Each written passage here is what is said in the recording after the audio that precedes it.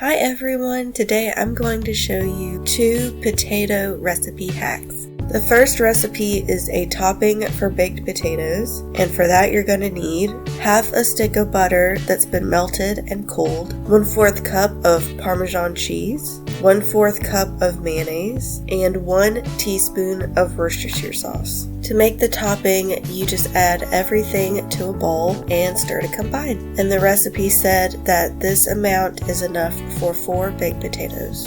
Now I will say, looking at this recipe, I was a little concerned about the mayonnaise in it.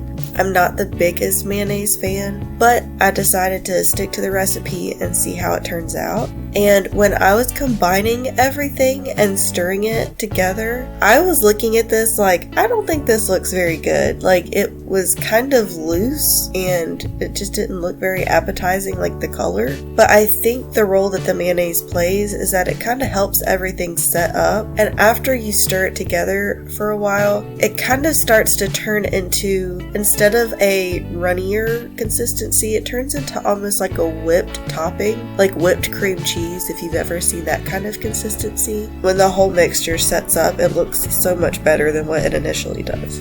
How this topping tastes is the best thing about this recipe. When I tried it on the baked potato, I started kind of chuckling, and that's how I know that a recipe is really good. So the Parmesan cheese kind of brings that element of salty. Also, the Worcestershire sauce kind of helps with that. Now, I did top my baked potato with more salt and pepper, just because I'm a girl that likes my salt and pepper on my potato. The spread is just the perfect combination of cheesy and buttery, and it, gives that moisture to the potato that a baked potato really needs. I'm also interested to swap out the mayonnaise with sour cream and see what kind of taste that gives. But if you guys are curious, I think you should make it. You're not going to be disappointed, and it really adds something to a baked potato that I had never really kind of had before.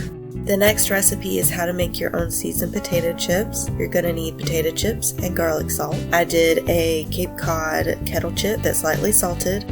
All you gotta do is put your chips on a pan, and you're gonna sprinkle them with the garlic salt. Then you're gonna put it under your broiler for not even 30 seconds. It's less than a minute. You're not looking to really cook the chips, and if you put it in there for more than a minute, your chips will burn. But all you're doing with the broiler is waking up the oils in the chip. They taste incredibly fresh when you heat them up.